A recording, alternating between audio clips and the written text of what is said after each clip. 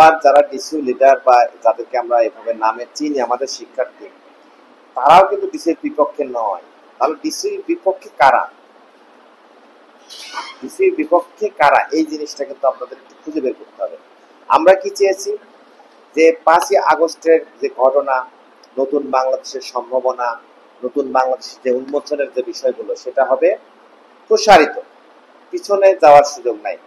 এখন এই যে বিশ্ববিদ্যালয়, যে আমরা ঢাকা সেন্ট্রাল ইউনিভার্সিটির যে অধ্যাদেশ খসড়া আকারে ওয়েবসাইটে দিয়েছে শিক্ষা মন্ত্রণালয়, সেখানে যেটা দেখেছি আমার কাছে মনে হয়েছে আমাদের বিষয়ের দিকে যদি একটু খেয়াল করে, ডিসিপ্লিনের দিকে, সেটা আমাদের দেশের সাথে কিছুটা খাপ খাচ্ছে না। আবার এই বিষয়গুলো দরকার। তার মানে আমাদের যে ধারায় আছে সেই বিষয়গুলো অন্তর্ভুক্ত করা। কেননা এই বিষয়গুলো পড়াশোনা করার পরে এরা কিন্তু বিসিএস এর সাবজেক্ট যেগুলো টেকনিক্যাল যে বিষয়গুলো আছে, এগুলো পরীক্ষা দিতে পারবে না। আপনি বলবেন হিউম্যান রিসোর্স ম্যানেজমেন্ট কি ম্যানেজমেন্টে দিতে পারবেন? নো। ইন্টারন্যাশনাল বিজনেস কি ম্যানেজমেন্টে বা অ্যাকাউন্টিং এ যেতে পারবেন? নো, যাওয়ার কোনো সুযোগ নেই।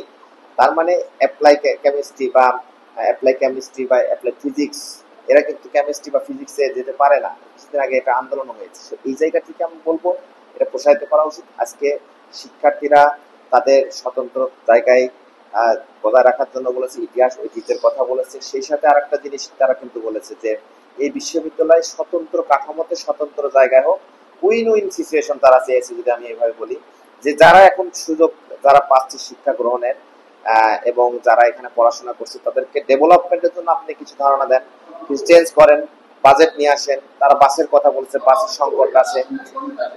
আবার গবেষণা ধর্মী একটা বিশ্ববিদ্যালয় তারা চেয়েছে, একটা স্বতন্ত্র জায়গায় যেখানে তারা গবেষণা ধর্মী পড়াশোনা করতে পারবে। এইটা তো আমাদেরও চাওয়া, এমন একটা ইউনিভার্সিটি তো আমাদেরও চাওয়া। আমাদের এই 7টি কলেজের ইতিহাস ঐতিহ্য নষ্ট হলো না। দেখেন যারা কারা 7টি কলেজে পড়ে, অনেকে ইউনিভার্সিটির চান্স পাওয়ার পরও কম্বাইন্ড ইউনিভার্সিটি বা যেটাকে আমরা বলতে পারি ছেলে এবং মেয়ে পড়াশোনা করে, এমন জায়গায় অনেক মেয়ের গার্জিয়ান ধর্মীয় হোক বা সামাজিক বা নিরাপত্তাহীনতার কথা বলে হোক, তারা কিন্তু পড়াতে চান না। অনেকে ইউনিভার্সিটি, ওই দিন একটা মেয়ে বললো যে সে একটা ইউনিভার্সিটি চান্স পেয়েছে কিন্তু তার বাবা যেতে দেয় না, এখানে ভর্তি হয়েছে এবং তার কাছে এখন মনে হচ্ছে যে না, ভালো হয়েছে, এখন যে অনিরাপদ ব্যবস্থা তার কাছে সে বলেছে। এই জায়গাটা একটা সংখ্যা যতটুকু কম হোক বেশি হোক, এটা চিন্তা করতে হবে। এবং এই ইডেন এবং বদরুন্নেসা কলেজ সারা বাংলাদেশের মধ্যে কিন্তু ঐতিহ্য বহন করে আসছে, সারা বাংলাদেশের মধ্যে অনেকের স্বপ্ন থাকে এখানে। তাহলে এই স্বাতন্ত্র্যটাও রক্ষা হলো।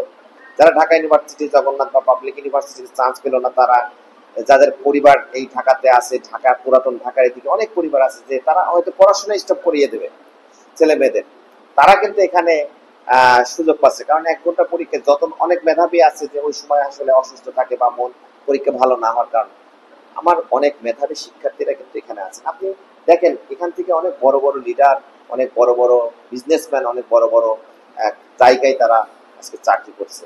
তাহলে এরা কিন্তু পড়াশোনা না করতে পারলে আজকে সেসব জায়গায় যেতে পারতো না।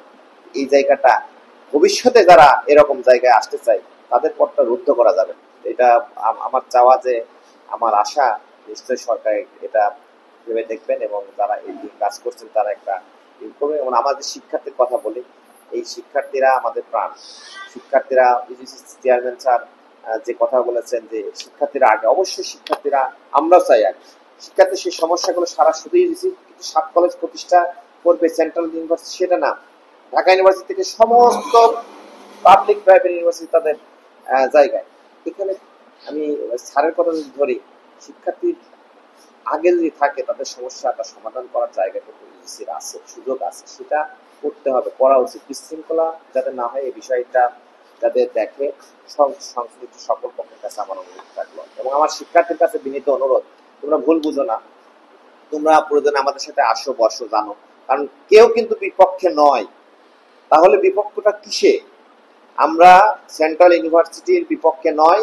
সেন্ট্রাল ইউনিভার্সিটি হবে স্বতন্ত্র জায়গায়, স্বতন্ত্র কাঠামো নিয়ে, স্বতন্ত্র বৈশিষ্ট্য নিয়ে। 7 কলেজের সেই বৈশিষ্ট্যগুলো অক্ষুণ্ণ রেখে 7 কলেজের যে সিস্টেম আছে সেই সিস্টেমটাকে ডেভেলপ করার মাধ্যমে স্বতন্ত্র বিশ্ববিদ্যালয় হোক, না সমস্যা। সেন্ট্রাল বিশ্ববিদ্যালয় হচ্ছে তার একটা খসড়া একটা প্রস্তাবনা বা যেটাকে বলেন খসড়া একটা কাগজ তারা আমরা পেয়েছি বাই দিস টাইম অনলাইনে। আমি জানি না এটা আসলে কতটা অথেন্টিক, সেখানে আমরা স্টাডি করে যেটা দেখেছি সেটা আসলে আমি জানি না, এটা একটা হাইব্রিড বিশ্ববিদ্যালয়ের মতো। এখন হাইব্রিড কেন বলছি, এই বিশ্ববিদ্যালয়টা নিজস্ব নাই কোনো ক্যাম্পাস এবং নাই কোনো টাইম লিমিট। তারা বলেছে 1টার পর থেকে ক্লাস হবে।